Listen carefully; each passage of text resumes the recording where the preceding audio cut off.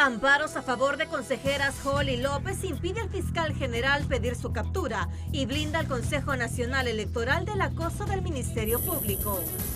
Congreso de Redondo habría cometido delitos en sesión, donde aprobó decreto para desconocer elecciones al suplantar curules y violar ley orgánica. COE pide a Conatel reconsiderar frecuencia de repetición de cadenas tras abuso cometido por presidente del Congreso, Luis Redondo. Fiscal General Joel Zelaya no teme a juicio político, le da igual irse hoy del cargo o en febrero de 2029. Recuento jurisdiccional ratifica reelección de Néstor Mendoza, alcalde de la villa de San Antonio, Comayagua, como candidato independiente. Nasri Asbura concluye su agenda en Estados Unidos y parte este jueves rumbo a Israel. Tomás Zambrano espera sellar en los próximos 2 días acuerdos con los liberales en torno a la presidencia del Congreso Nacional. Corte Suprema ordena repetir juicio en el caso del crimen de Keila Martínez por detectar irregularidades. CONADE celebra decisión. Trump dialoga con Delcy Rodríguez y Venezuela libera 18 de los 24 periodistas encarcelados, mientras Irán amenaza con bombardear bases de Estados Unidos. Este es su noticiero TN5 Estelar con Renato Álvarez y Luz Madrid. Buenas noches, Honduras. Bienvenidos a la emisión de este miércoles 14 de enero, donde Luz Madrid se revela, se descubre y me dice: ya tengo memorizada esa cadena de Redondo, me dice. La 7ª vez que la escuchamos. ¿Séptima vez? Sí, séptima es la 7ª. Séptima vez en 2 días. La noticia del día es presentada por Claro. Honduras lo tiene claro, con la mejor red y la red más rápida de Honduras. Bueno, a propósito de esta temática, el Consejo Hondureño de la Empresa Privada expresó su preocupación por las reiteradas cadenas nacionales solicitadas por el presidente del Congreso Nacional, Luis Redondo, al considerar que su contenido no aporta información nueva de interés nacional que justifique la interrupción de la programación habitual. En un oficio dirigido a Conatel, el sector privado recordó que, aunque la ley faculta estas transmisiones, la frecuencia con la que se han ordenado interrumpe la programación de radio y televisión, generando afectaciones económicas a los medios de comunicación. El COEP advirtió que la obligatoriedad de las cadenas, bajo amenaza de sanciones, coloca a las empresas del sector en una situación de vulnerabilidad financiera, al afectar contratos publicitarios y compromisos comerciales. Por ello, solicitó a Conatel reconsiderar la frecuencia de estas convocatorias y explorar mecanismos alternativos de comunicación institucional que no lesionen la operatividad, la libertad de empresa ni la sostenibilidad de los medios en el país. En ese sentido, recomendó que si el Congreso Nacional desea comunicar su trabajo, que lo haga por el Canal 20 y por Canal 8, que son del gobierno.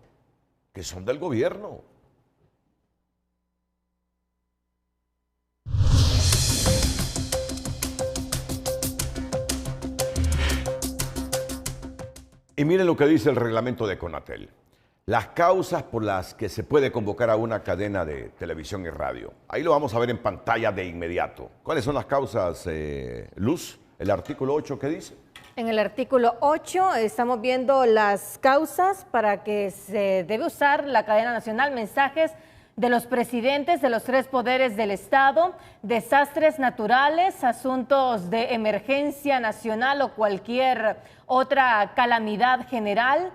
C, para garantizar la seguridad ciudadana en asuntos vinculados con las atribuciones de Conatel. E, para asuntos de interés nacional, cultura y cívico de suma importancia, los cuales deberán ser debidamente calificados por la comisión. Pero mirad lo que dice el artículo 10. El artículo 10. Vamos con el artículo 10, por favor. El artículo 10 dice lo siguiente: La cadena nacional tendrá un tiempo de duración hasta de 7 minutos. Fuera de ese tiempo, las emisoras de radiodifusión sonora y de radiodifusión por televisión no están obligadas a la transmisión en cadena nacional, excepto en los casos que Conatel califique que el mensaje a transmitir requiere más tiempo. Y Conatel no ha comunicado que ese mensaje reiterativo, ilegal, inconstitucional y abusivo de Redondo debe durar más de 7 minutos. Dura 15 minutos. Mira, yo por respeto a nuestra empresa no lo he cortado a los 7 minutos, pero sé que estoy amparado en ley. Pero por respeto a la empresa que no me lo ha ordenado, no lo ha cortado, no lo he cortado. Pero amparado en ley, la cadena nacional tendrá un tiempo de duración hasta de 7 minutos. Fuera de ese tiempo, las emisoras de radiodifusión sonora y de radiodifusión por televisión no están obligadas a la transmisión en cadena nacional, excepto en los casos que Conatel califique que el mensaje a transmitir requiere más tiempo. Y Conatel no ha calificado que ese mensaje de Redondo y de Barrios merece más de 7 minutos. Ni en la pandemia se tardaban tanto. Bueno, hoy hubo un canal de televisión, el canal de Rodrigo Wong Arévalo, el 10, que ya dejó de transmitir esas cadenas.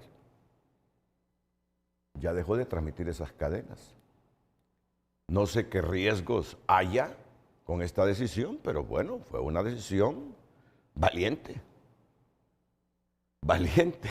Y abre el debate más que todo por el cuestionamiento que tiene la información que se está divulgando a través de estas cadenas, el decreto 58-2025, que diversos sectores califican como ilegal. Imagínate. Me dice la productora, encima se pasa los 7 minutos y es nulo de toda nulidad lo que hizo el Congreso el jueves de la semana pasada, imagínate. Bueno, ojalá que le llegue a los oídos a Redondo, ¿no? Que está abusando, un abuso de poder bárbaro, que no pensábamos que Redondo en oposición, uno de los íconos legisladores en la oposición, fuera capaz ya con poder de hacer. Pero ese es el poder.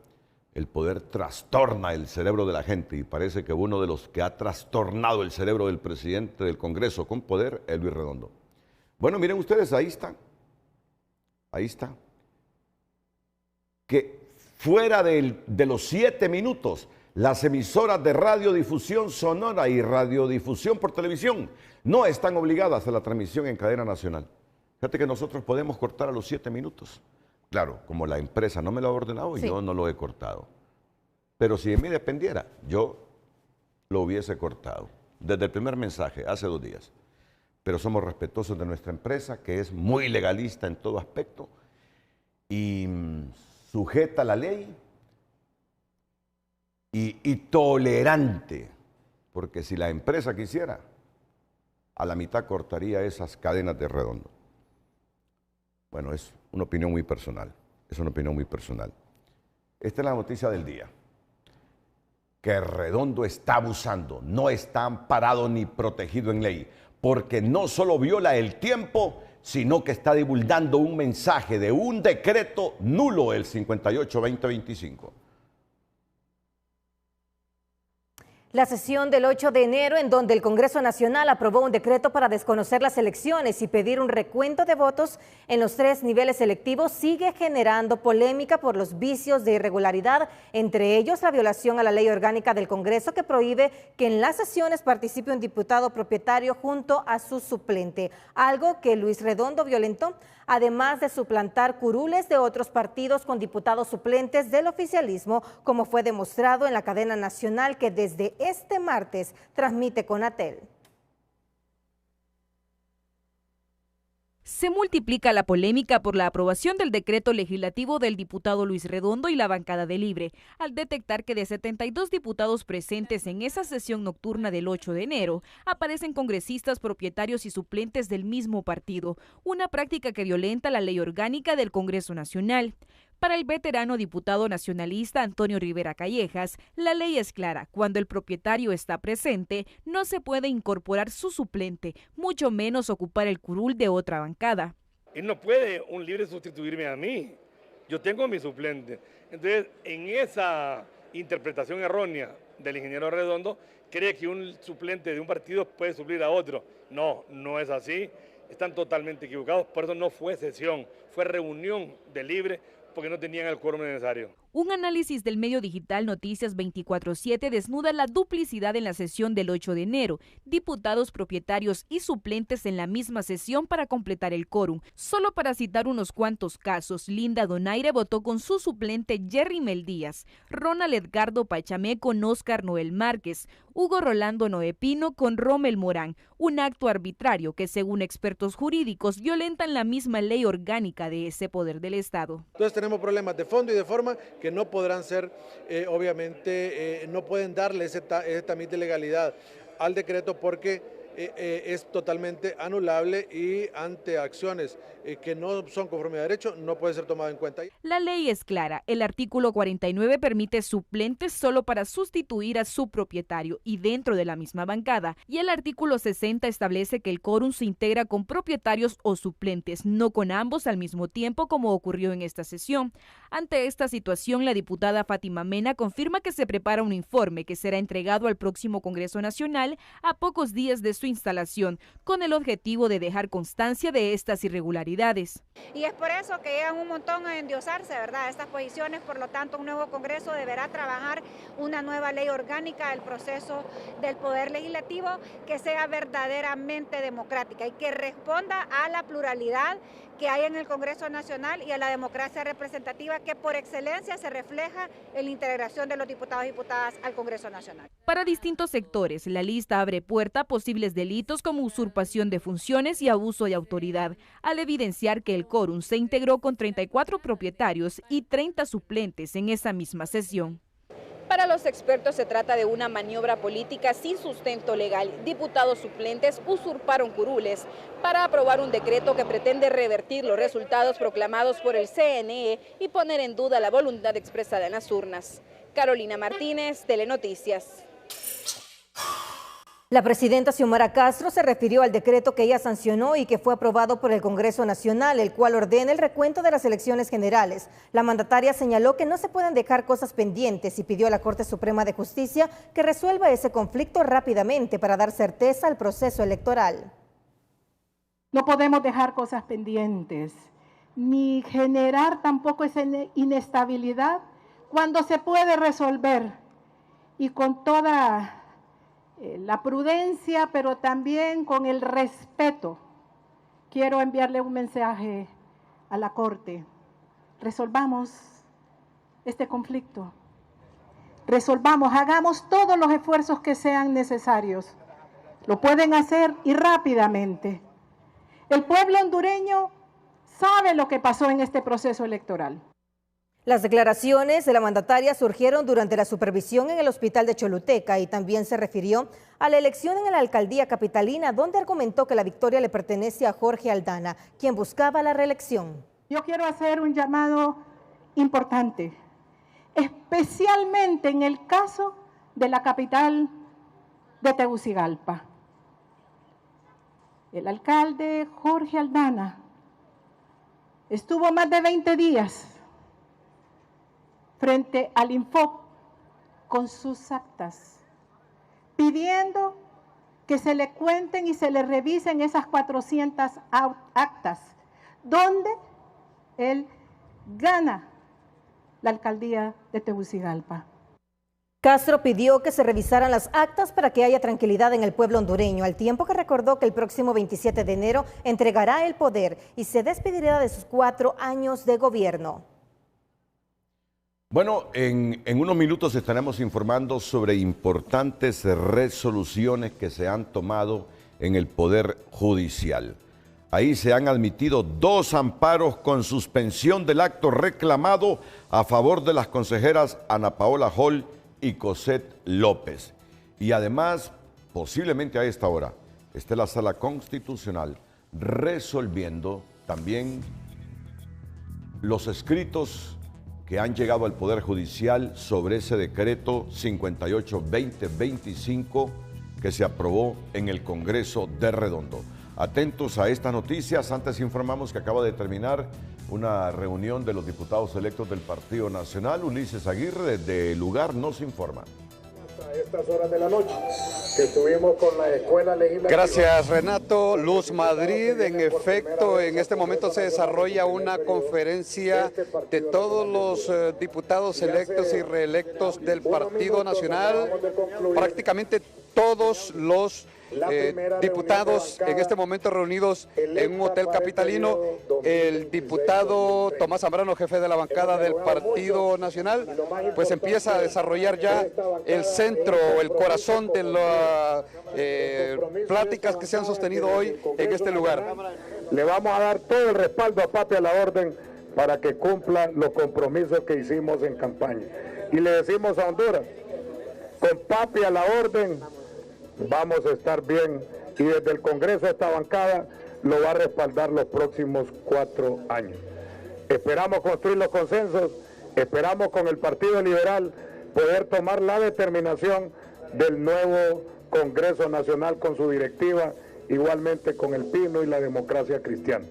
Estaría dándole lectura a un comunicado aprobado por autoridades de partido, por la bancada del Partido Nacional, y estaría compareciendo nuestra designada electa, María Antonieta Mejía, y también vicepresidenta del Partido Nacional.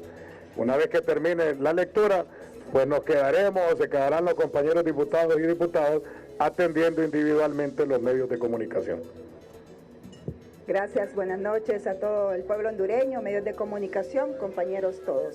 Daré lectura al comunicado que surgió del día de hoy de la reunión de la nueva bancada del Partido Nacional, lista para trabajar de manera sostenida y estrecha con el presidente electo Narri Juan Afurazabla. Los 98 diputados propietarios y suplentes electos del Partido Nacional de Honduras al Congreso Nacional de la República para el periodo legislativo 2026-2030, reunidos en la ciudad de Tegucigalpa en este momento histórico para la patria y conscientes de la trascendencia que reviste la elección de la presidencia y de la nueva Junta Directiva del Congreso Nacional, manifestamos ante el pueblo hondureño lo siguiente. Primero, el pueblo habló con claridad en las urnas, eligió a Narri Juan Afurazabla como el presidente de la República y le otorgó al Partido Nacional la bancada con 49 diputados al Congreso Nacional. Este mandato popular nos compromete a actuar con responsabilidad, unidad y visión de país. 2. Para garantizar la complementariedad de los poderes del Estado en una gobernabilidad sólida y el impulso decidido al desarrollo nacional, por unanimidad y de forma responsable, la bancada del Partido Nacional apoya firmemente al diputado electo José Tomás Zambrano Molina como candidato a la presidencia del Congreso Nacional para el periodo 2026-2030 y que busque los consensos necesarios para lograr los votos de acuerdo a la norma vigente. 3. Invitamos respetuosamente a la bancada del Partido Liberal de Honduras a construir juntos un acuerdo que haga posible la elección de la presidencia y de la Junta Directiva plural, integrada por las fuerzas políticas que participen en un verdadero pacto de gobernabilidad legislativa por el bien del país. 4. Hoy reafirmamos que el Partido Nacional está listo para asumir con valentía y con responsabilidad histórica de conducir desde el Congreso Nacional las transformaciones que Honduras necesita. Tegucigalpa, municipio del Distrito Central, 14 de enero del 2025. La bancada del Partido Nacional está firme para darle las buenas nuevas a Honduras. Gracias y buenas noches. Buenas noches. Bueno, ese es el contenido de este comunicado que han hecho público la bancada del Partido Nacional, que en resumen es el apoyo de los 98 diputados electos y reelectos entre propietarios y suplentes para que el diputado Tomás Zambrano, actual jefe de la bancada del Partido Nacional, se convierta en el timonel, en la cabeza, en la presidencia del Congreso, del próximo Congreso Nacional. Renato, Luz. La Corte Suprema de Justicia ha admitido 2 amparos con suspensión del acto reclamado a favor de las consejeras Ana Paola Hall y Cosette López, dejando así en suspenso todas las acciones que en su contra pensaba realizar el fiscal general Joel Zelaya como parte del acoso judicial en contra de las integrantes del CNE. La acción es un buen síntoma de protección de la institucionalidad y en caso que se abriera una causa, esa solo podrá activarse en 4 años cuando las consejeras dejen el cargo o a través de un juicio político que se promueva desde el Congreso, explican los juristas. Llevar procesos electorales limpios. No solo es un blindaje a las consejeras del CNE, también constituye un golpe a la inoperancia y al actuar sesgado del fiscal general, señala este analista jurídico, para quien la Sala Constitucional puso un freno al acoso de Joel Zelaya. Un golpe a aquellos funcionarios que actúan no con el convencimiento propio de respetar el imperio de la Constitución y la ley, sino que se han dejado instrumentalizar por aquellos que los nombraron y eso le va a generar repercusiones.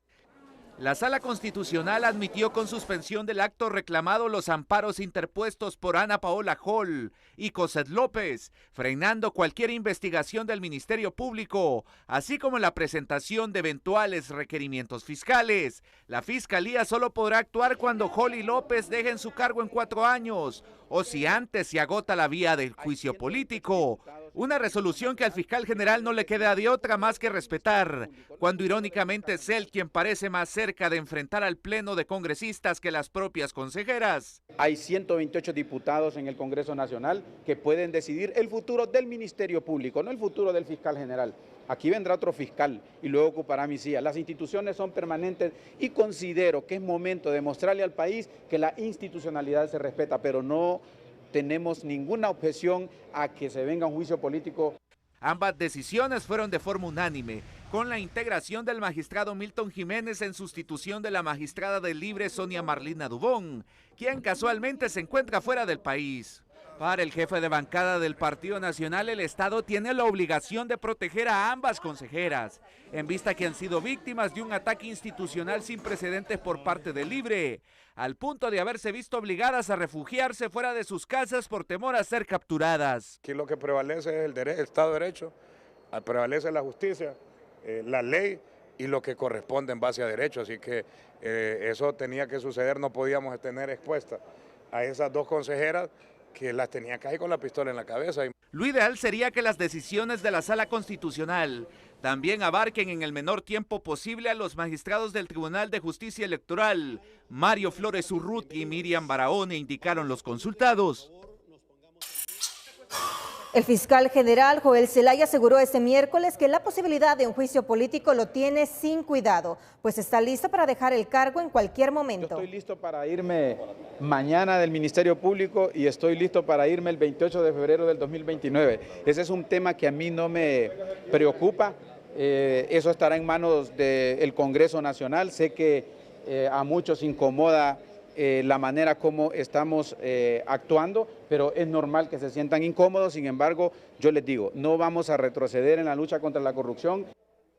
Zelaya dejó claro que no tiene intención de retirarse dado que fue electo de manera constitucional. No obstante, dice estar consciente que alcaldes investigados y muchos diputados quieren hacer rodar su cabeza. El titular del Ministerio Público también denunció que lo han criminalizado de una forma grosera, al grado de negarle la inscripción a una de sus hijas en una escuela del país. El magistrado presidente del Tribunal de Justicia Electoral, Mario Flores Urrutia, espera que los recursos presentados por la magistrada Miriam Barahona ante la Sala Constitucional del Poder Judicial reciba el mismo tratamiento que le dieron al reclamo de la consejera Ana Paola Hall y Cosette López, pues son casos, afirma, con las mismas características de persecución sin fundamento del fiscal general Joel Zelaya. Bueno, estamos completamente a la expectativa, el cuerpo de abogados de nosotros, ya tenemos claro cuál debería ser la respuesta por parte de la Corte Suprema de Justicia. Pese al acoso y persecución del titular del Ministerio Público y el boicot a lo interno del mismo Tribunal de Justicia Electoral, el magistrado Flores Urrutia afirma que el trabajo de recuentos jurisdiccionales no se detuvo y que están en camino de resolver todos los recursos presentados antes que finalice el presente mes. Con el permiso de la teleaudiencia, vamos a repetir esta noticia corta porque hubo un problema de tipo técnico. Segundo recuento jurisdiccional otorga triunfo al alcalde de la vía de San Antonio, Comayagua. En el segundo día de recuentos jurisdiccionales, el Tribunal de Justicia Electoral despejó las dudas en la Corporación Municipal de la Vía de San Antonio, Comayagua, al abrir 8 maletas electorales, contar voto por voto y ratificar que el resultado de las urnas es el mismo que publicó el CNE en la declaratoria en el nivel municipal. El reclamo lo llevó el candidato a alcalde del Partido Nacional, que terminó por aceptar que perdió la contienda. La verdad siempre estuvo del lado del único candidato independiente de la pasada contienda electoral. Pero sí le digo, todo fue, ¿verdad?, con transparencia, y aquí que nadie hable de corrupción, porque aquí no hay corrupción. Yo solamente apelé, ¿verdad?, por un derecho que como candidato y como ser humano me compete. ¿Ni de fraude? Nada de eso. Ustedes pueden ver, pues aquí no hay nada de eso. Pacientemente esperamos la declaratoria del Consejo Nacional Electoral.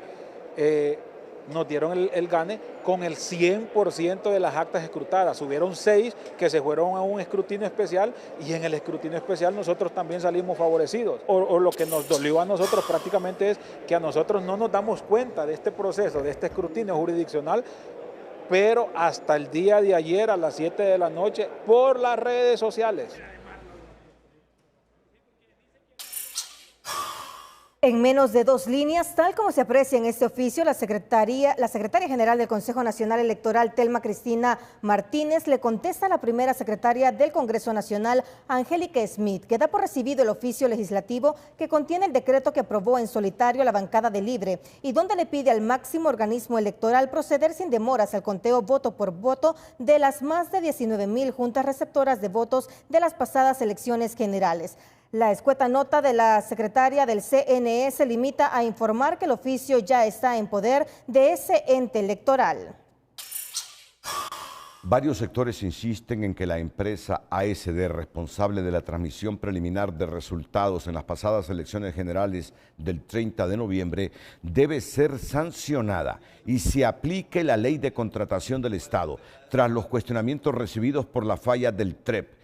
Para el expresidente del Colegio de Economistas de Honduras, Julio Raudales, la empresa colombiana encargada del TREP debe recibir algún tipo de sanción al no cumplir con las obligaciones establecidas en el contrato suscrito con el Estado.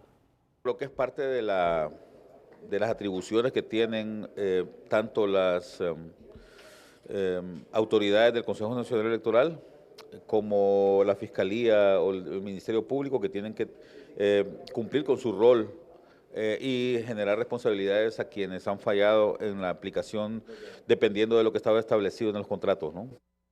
El Consejo Nacional Electoral adjudicó el TREP a la empresa ASD por un monto de 112 millones de lempiras. Según la ley de contratación del Estado, si la empresa responsable incumple el contrato, debe ser sancionada con una multa equivalente al 15% del monto total, insistió Raudales. Mediante un oficio, la Procuraduría General de la República solicitó al Pleno del Consejo Nacional Electoral un informe detallado del proceso de contratación de la empresa Grupo ASD en los comicios generales 2025. Esta empresa fue la adjudicaria del Sistema de Transmisión de Resultados Electorales TREP, escrutinio general y divulgación de resultados. En ese sentido, la Procuraduría General de la República pide que el CNE entregue una copia íntegra del expediente de contratación que incluya pliegos, ofertas, actas cartas, dictámenes, resolución de adjudicación, contrato y adendas. También solicita un informe sobre la modalidad de contratación, monto, obligaciones principales, seguridad informática, software y auditoría del sistema adicionalmente. Requiere de la relación de las principales incidencias técnicas reportadas por Grupo ASD o detectadas por el CNE en la jornada electoral. Pide cualquier otro informe relacionado a incumplimientos contractuales por parte de la empresa. La congresista estadounidense María Elvira Salazar destacó este miércoles un nuevo acercamiento diplomático que marca un giro en la política exterior de Honduras.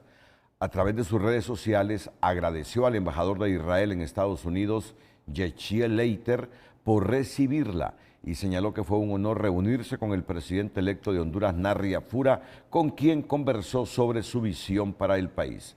Salazar aseguró que Honduras corrige el rumbo y retoma su histórica relación con Israel, al tiempo que afirmó que comienza una nueva etapa de prosperidad y amistad entre ambas naciones. Afura ha iniciado su primera gira como presidente electo, que contempla una visita a Israel que inicia a partir de este jueves. Hoy Afura se ha reunido, no sé si tenemos fotografías, producción, de la reunión de Narri Afura con el embajador de Israel. Correcto. Y no, estamos con la visita de Afura, a la embajada de Israel. Correcto, ahí lo ven. Y a esa reunión que sostuvo en la embajada de Israel en Washington, el presidente electo de Honduras, se reunió la congresista María Elvira Salazar. Esto es en Washington. Ya a esta hora posiblemente el presidente electo de Honduras esté viajando a Israel. El presidente electo, Narri Afura, también se reunió ese día con el vicepresidente senior de inversiones de la Corporación Financiera Internacional para el Desarrollo de Estados Unidos, Mateo Goldman, en su gira por el país norteamericano. Además, brindó una entrevista al reconocido periodista de Bloomberg News, Eric Martin, quien publicó una entrevista en la que Afura prometió asumir el cargo a pesar de que el líder saliente exigió un recuento de votos. También promete que actuará rápidamente para impulsar el crecimiento y atraer inversiones. Transportistas de carga pesada y directivos de la empresa concesionaria vial de Honduras acordaron ese miércoles suspender el aumento de las tarifas de peaje en la carretera CA5 que estaba programado para entrar en vigencia este jueves 15 de enero. El incremento contemplaba un alza de 9 lempiras para vehículos livianos y hasta 98 lempiras para los de 6 ejes. Queremos que el Estado se siente y que diga el Estado qué va a pasar. Pero si a nosotros no nos parece lo que está pasando, las acciones van. Y vimos esta situación, lo vimos tanto bien por un lado y tanto bien por nosotros que vamos a suspender las acciones de nosotros, que no le íbamos a dar más dinero a nuestros conductores para pagar ese ajuste. Ambas partes acordaron un compás de espera para el próximo 21 de enero, fecha en que COVID se reunirá con representantes del gobierno entrante de Narri Afura para definir lo referente a la nueva tarifa. El secretario de Gobernación, Justicia y Descentralización, Tomás Vaquero, valoró este miércoles como positiva la administración de Xiomara Castro por la inversión social histórica realizada en diversas áreas a nivel nacional. El gobierno de la presidenta Castro sale bien calificado. La presidenta Castro ha sido calificada nacional e internacionalmente con una buena gestión. Lastimosamente, como ustedes saben, ha habido tantas situaciones difíciles en el ambiente, precisamente las diferencias políticas, ideológicas, han generado algún tipo de acciones negativas en contra del gobierno. El gobierno sí creo que ha hecho la mayor inversión en recursos públicos, precisamente en infraestructura, en hospitales, en aeropuertos, en centros de salud, en escuelas, en caminos productivos, etcétera.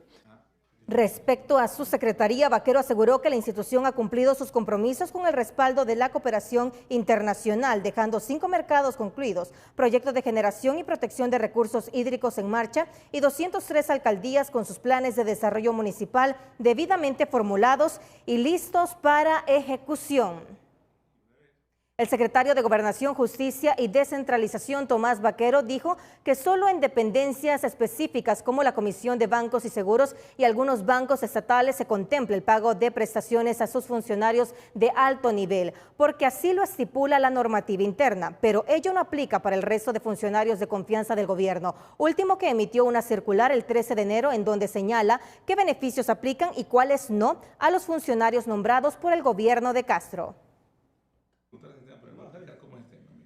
El secretario de Gobernación, Tomás Vaquero, aseguró que las cancelaciones de secretarios de Estado, directores y presidentes de instituciones descentralizadas forman parte de un procedimiento administrativo normal ante el retiro del actual gobierno el próximo 27 de enero. Vaquero precisó que solo 3 secretarios de Estado están pendientes de presentarse para firmar y reclamar su acuerdo de cancelación. Este es un trámite que se hace precisamente cuando hay la finalización de un término de gobierno, ¿verdad?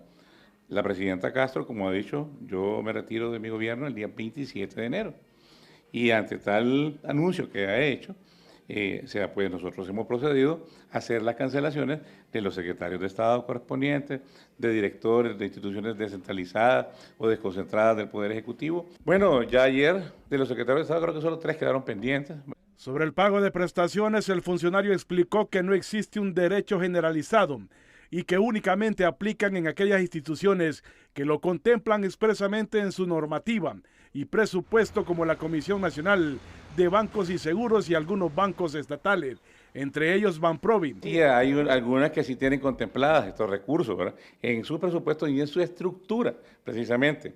Algunas tienen reglamentos especiales, el caso de las comisiones de Banco y Seguro, los bancos, precisamente Banprovi en este caso. Ellos sí tienen sus asignaciones particulares porque se lo permite el reglamento interno. Aunque se trata de disposiciones internas de algunas instituciones descentralizadas y desconcentradas, para un país como Honduras este tipo de beneficios no deberían permitirse, advierten algunos sectores. Igual que los alcaldes, tampoco tenemos derecho a prestaciones laborales por la condición de funcionarios que somos. Entonces creo que cualquier cosa que se haga para hacer realidad esto no es lo correcto. En el 2021, una adición al presupuesto general de la República permitió que los funcionarios de confianza de la administración de Juan Orlando Hernández accedieran a ese beneficio. En el caso de que alguien quiera pagarle, estar contemplado en las disposiciones de presupuesto, y recordemos que para el año 2026 el presupuesto general de la República no está aprobado. Hicimos la consulta a altos funcionarios de la Secretaría del Trabajo y me ha informado el día de hoy de que los altos funcionarios no gozarán de prestaciones en este gobierno de la presidenta Iris Omara. La Secretaría de Finanzas, a través de una circular firmada por el titular Cristian Duarte, estableció que los funcionarios públicos nombrados por la presidenta de la República únicamente se les reconocerán el pago de derechos adquiridos, como el 13º y 14º mes proporcional, el salario correspondiente a enero del 2026 y las vacaciones no gozadas. El documento precisa que las prestaciones laborales solo aplican para servidores del servicio excluido, con carrera administrativa o bajo regímenes laborales especiales, siempre que estén contempladas en la ley y exista disponibilidad presupuestaria, siendo la responsabilidad del pago exclusiva de cada institución. Pero antes le informamos que un fideicomiso es la figura legal que le permite realizar negocios en diversos giros, ya sea a corto, mediano o largo plazo. Y en Educación Financiera le contamos en qué casos le puede ser útil para sus finanzas este mecanismo. Educación Financiera es presentada por Banpaís. Esta vez tú podrás vivirlo desde el estadio. Cada compra con tus tarjetas Visa Banpaís te acerca a la Copa Mundial de la FIFA 2026. Si tienes hijos, probablemente piense en la importancia que tiene el que cuenten con estudios universitarios. Les sugerimos que se acerque a una institución bancaria y crear un fideicomiso de inversión. De esta manera tendrá la seguridad que sus hijos tendrán los recursos para concluir una carrera profesional y su porvenir estará contemplado. Como empresario, seguramente ha pensado en ampliar su negocio, pero no cuenta con el dinero para hacerlo y solicita un crédito bancario. Para poder pagarlo, le sugerimos que utilice la figura del fideicomiso en garantía. Es a partir de esta que puede destinar ciertos bienes para respaldar el cumplimiento de su obligación y garantizar el pago de forma preferencial. Si cuenta con varios bienes o acciones que considera que al momento de su fallecimiento a quien decida dejárselos no podrá administrarlos, ya sea por cortedad o por falta de experiencia, podrá utilizar un fideicomiso testamentario. Este consiste en que la institución bancaria de su elección administre dichos bienes, según lo establecido en el contrato. La Corte Suprema de Justicia anunció la repetición del juicio en el caso del crimen de la joven Keila Martínez, cuando estaba bajo la custodia del Estado en una celda policial en Intibucá por detectar irregularidades en el proceso anterior. Los expertos humanitarios ven en la decisión una oportunidad de reivindicación del Poder Judicial. A casi 5 años del crimen contra Keila Martínez renacen las esperanzas de justicia, luego que este miércoles la Corte Suprema ordenara la repetición del juicio contra Harold Rolando Perdomo, acusado por el homicidio de la estudiante de enfermería que fue encontrada sin vida dentro de una celda policial en Intibucá. La decisión adoptada por unanimidad en la Sala de lo Penal se produce tras detectar irregularidades en el proceso judicial anterior. La Sala Penal ha ordenado la repetición de este juicio oral y público. El expediente todavía se encuentra en las instalaciones de la Corte Suprema de Justicia. En un par de días será trasladado nuevamente hacia el Tribunal de Sentencia de la ciudad de Comayagua, donde se estará asignando una terna de jueces. La decisión del Poder Judicial de dejar sin efecto la sentencia anterior llena de alegría a la madre de Keila, quien confía en que la conformación de una nueva terna de jueces no dejará en la impunidad el crimen de su hija. Fue un juicio amañado y en el cual habían favorecido a los asesinos de Keila. Muy satisfecha de saber de que se va a repetir el juicio y esperemos de que sea con jueces serios, jueces que le hagan honor a su profesión y que sean transparentes, como dice el eslogan. Para este abogado, la orden de la Corte de repetir el juicio oral y público es una enorme oportunidad para que el sistema de justicia se reivindique, al considerar que el Tribunal de Sentencia de Siguatepeque dictó al ex agente policial una condena por el delito de homicidio imprudente, descartando la figura del femicidio agravado. E ignorando los demás hechos, las demás pruebas que indicaban que era el delito de femicidio, es decir, un delito grave. Y en tercer lugar, creo que también es importante y adecuada esta decisión porque no solamente es determinar quién cometió el delito, sino que también quién los cubrió, quién los protegió. Por su parte, esta defensora de los derechos de las mujeres valora la determinación judicial y exige que la justicia alcance también a todos los demás involucrados que se encontraban en la posta policial de La Esperanza, Intibucá, la madrugada del 7 de febrero de 2021, cuando ocurrió el crimen. Que no solo sea contra el hechor, porque solo involucran a uno, y los otros cómplices, ¿qué? O sea, que sean contundentes en la aplicación de la justicia. García recordó que tras los hechos, la policía sostuvo que la joven se suicidó con un suéter, versión que fue avalada por la Secretaría de Seguridad sin investigación previa. Sin embargo, la autopsia del Ministerio Público confirmó que Keila Martínez murió por asfixia mecánica, estableciendo que fue asesinada. La repetición del juicio no solo abre un expediente, también pone a prueba al sistema de justicia ante el crimen de una joven hondureña que murió bajo la tutela del Estado en una posta policial. Gabriela Lobo, Telenoticias. El Comisionado Nacional de los Derechos Humanos, CONADE, aplaudió la decisión de la Sala de lo Penal de la Corte Suprema que ordenó repetir el juicio por la muerte de la pasante de enfermería Keila Martínez, ocurrida en el 2021, mientras permanecía bajo custodia policial en una celda preventiva de la Jefatura de La Esperanza, Intibucá. Consideramos que es importante que las autoridades del Estado realicen un procedimiento de investigación exhaustivo con el único y el fin de poder esclarecer la muerte de Keila y que se pueda castigar a la persona que ha cometido este delito nefasto que sin duda alguna ha mantenido en luto a la población hondureña y a los familiares quienes exigen justicia.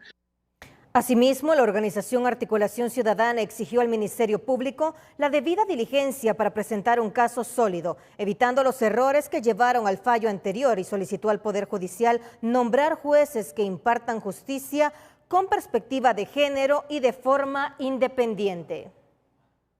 Los primeros días del 2026 siguen sumando las muertes violentas de mujeres, donde en ciudades como San Pedro Sula la Fiscalía apenas obtuvo 10 sentencias condenatorias de los muchos casos presentados el año pasado en los tribunales.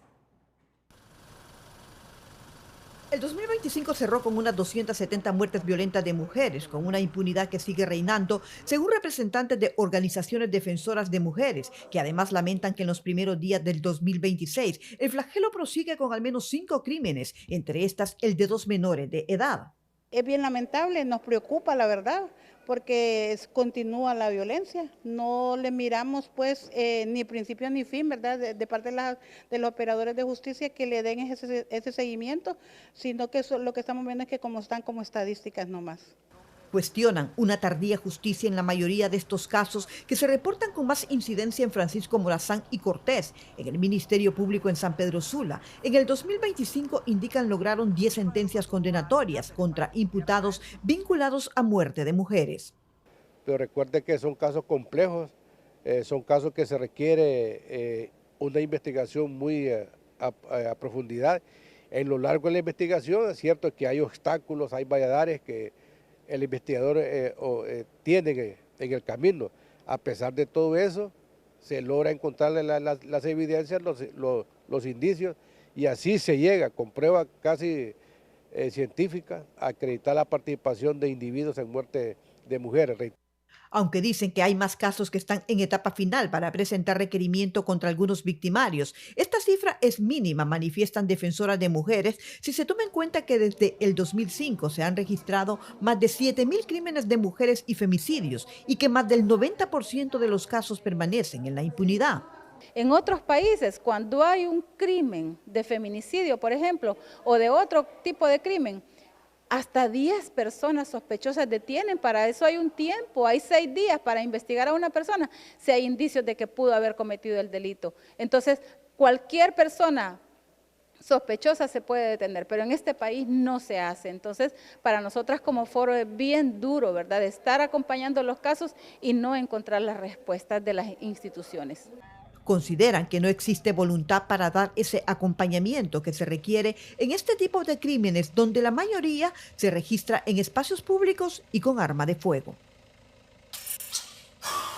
Ante el hallazgo de los cadáveres de 2 jóvenes maniatados y con disparos de arma de fuego en distintos puntos de la ciudad de La Ceiba, la policía asegura que ambos hechos estarían relacionados entre sí. Lo más probable hasta el momento, según el análisis por parte de los investigadores, podrían estar relacionados ambos casos por el mismo estado en que se encontraron los cuerpos en diferentes sectores. Se está realizando las diligencias investigativas donde los casos pues a menudo avancen, las diligencias se estará confirmando. La Policía Nacional ya maneja una hipótesis sobre el doble crimen que tiene conmocionada a la sociedad en La Ceiba, por lo que no descartan capturas de personas vinculadas al hecho. La hipótesis menos descartable podría tratarse de enemistades personales. Uno de los cuerpos fue identificado con el nombre de Walter Cristóbal Ortiz, de 23 años, originario y residente en la colonia Las Acacias de esta ciudad de La Ceiba. El cuerpo sin vida fue encontrado en el sector de La Julia. El segundo cuerpo fue encontrado en el sector de la Carmen Elena, en La Borda, lugar donde pues lamentablemente le quitaron la vida a otro ciudadano que oscila la edad de entre 30 a 35 años. De acuerdo a la información, los cuerpos ya fueron entregados esta tarde a sus familiares para darles cristiana sepultura en los cementerios de la localidad.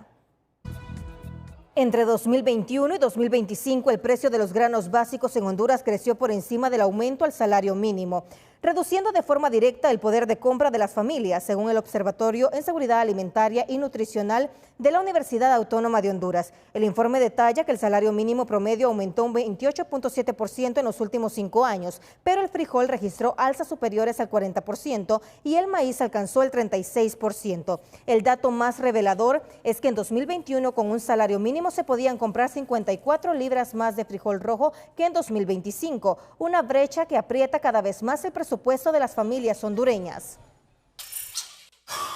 La nueva presidenta del Colprosuma, Grace Ivonne Rodríguez, salió al paso para exigir a la presidenta Xiomara Castro y a las demás autoridades el pago inmediato del salario de diciembre y de las vacaciones a los docentes. La dirigente afirmó que cerca del 60% del magisterio aún no goza de este derecho laboral.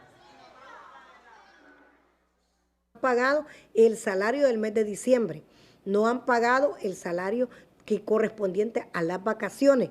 ¿Y qué podíamos decir del mes de enero?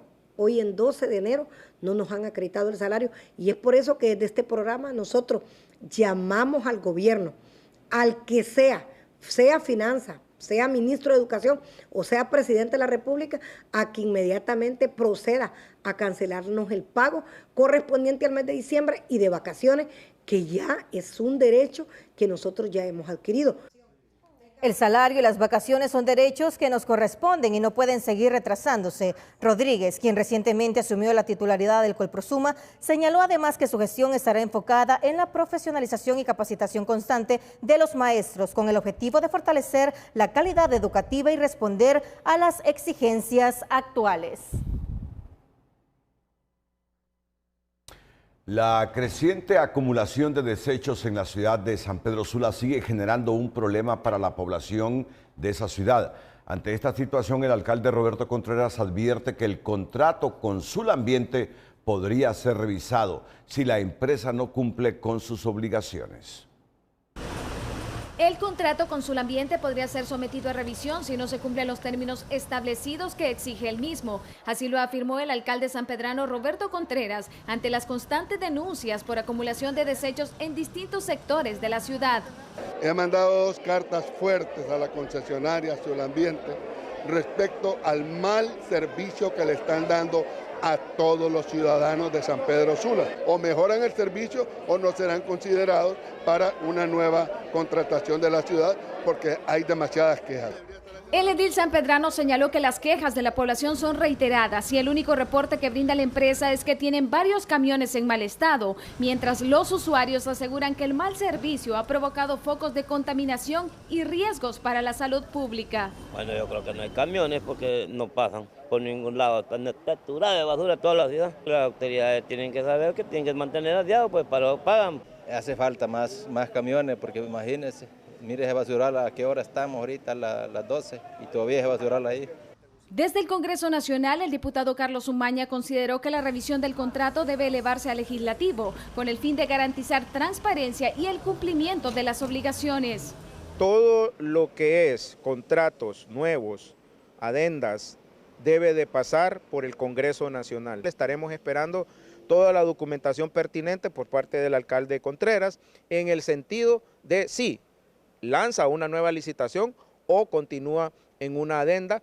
Mientras tanto, la población sanpedrana continúa exigiendo respuestas concretas y un servicio más eficiente en una ciudad donde la acumulación de basura se ha convertido en un problema que afecta no solo a la imagen, sino en la calidad de vida de sus habitantes. Kenia Chinchilla, Telenoticias.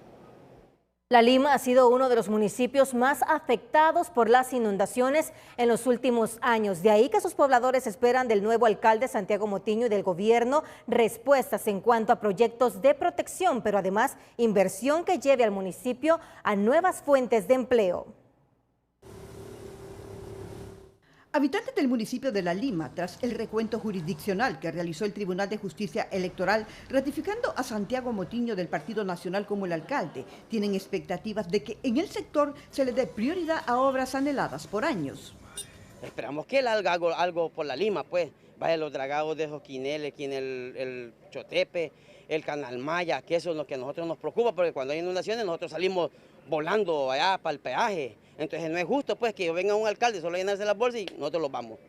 Para muchos limeños, este municipio golpeado por inundaciones se ha estancado y eso les ha pasado factura en cuanto a fuentes de empleo y obras de infraestructura que urgen en el sector. Lo que más queremos, ¿verdad?, de que esos ríos pues sean dragados o sean extendidos o hayan brazos, ¿verdad?, de alivio para que pueda pues progresar la Lima, ¿verdad? Que eso es lo que queremos, un progreso nuevo para la Lima, ¿verdad? Nuevos proyectos, trabajos, porque la verdad que hay mucha necesidad para que muchas personas que están desempleadas pues encuentren empleo.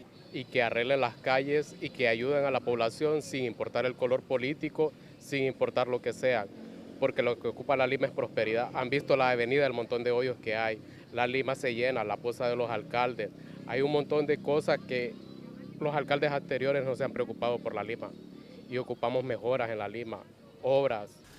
Los jóvenes no son ajenos a lo que necesitan en La Lima, por lo que desean que el nuevo alcalde trabaje en hacerlo un municipio próspero.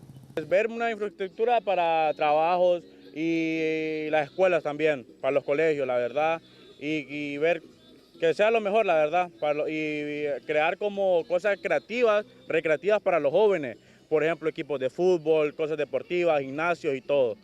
Espero que así sea. En La Lima hay muchas secuelas de lo que han dejado las inundaciones de los últimos 6 años, generadas por tormentas como la de Eta y Iota, y aunque se han ejecutado algunos proyectos, aún falta mucho por hacer. Hola, ¿qué tal? Tal como se los habíamos adelantado con la misión Copérnicus, pues ya la Organización Meteorológica Mundial también confirma que 2025 fue uno de los 3 años más cálidos jamás registrados en los últimos 176 años. ¿Qué les parece? Y pese a que iniciamos y cerramos con enfriamiento del fenómeno La Niña, pese a eso, estamos entre los 3 años más cálidos de la historia. Pues lo que les tenemos para las próximas horas es justamente una masa de aire frío descendiendo rápidamente hacia la región centroamericana. Justamente aquí estamos viendo esta imagen proyectada ya para esta jornada de jueves. El Frente Frío número 28 llega al norte de Belice y Guatemala y la masa de aire polar comienza a soplar sobre el territorio centroamericano y las condiciones del tiempo que en la jornada de miércoles pues se han mantenido semiestables, pues cambian drásticamente, justamente porque la humedad será más abundante, los vientos en ráfagas serán fuertes y aquí está justamente lo que estamos observando. Esperamos ráfagas entre 64 y 70 kilómetros por hora en zonas altas y así irá avanzando la humedad proveniente del norte, principalmente sobre los departamentos de Islas de la Bahía, Atlántida y Colón. Ahí es donde tendremos la mayor concentración de humedad y esto es lo que les hablaba, de ráfagas de viento muy elevadas en partes del centro, oriente y occidente principalmente. Y ahora los mapas de lluvia que están reflejando cómo comienza la lluvia sobre Cortés y luego avanzan hacia Islas de la Bahía, Atlántida y Colón, el grueso de la precipitación para esta jornada de jueves y se va a intensificar para el día viernes el impacto. Aquí vemos los acumulados también estos colores magenta como van avanzando a lo largo de la costa norte del país y no se descartan también algunos chubascos en zonas interiores del territorio hondureño. Altura máxima del oleaje 2.1 para este jueves, incrementando a más de 4 para el día viernes, 0.8 a la salida del Golfo de Fonseca y las temperaturas ya con drásticos descensos. Esperamos máximas de 24 en la zona norte, lo mismo aquí en el centro, en la zona occidental entre 19 y 27 y esperando 30 todavía en zonas de Olancho con descensos marcados para el día viernes. En el sur nada cambia, nos quedamos entre 35 y 36. Tomen en cuenta ese pronóstico y cuídese mucho, siempre queremos como televidente y no como noticia. Que la pasen bien.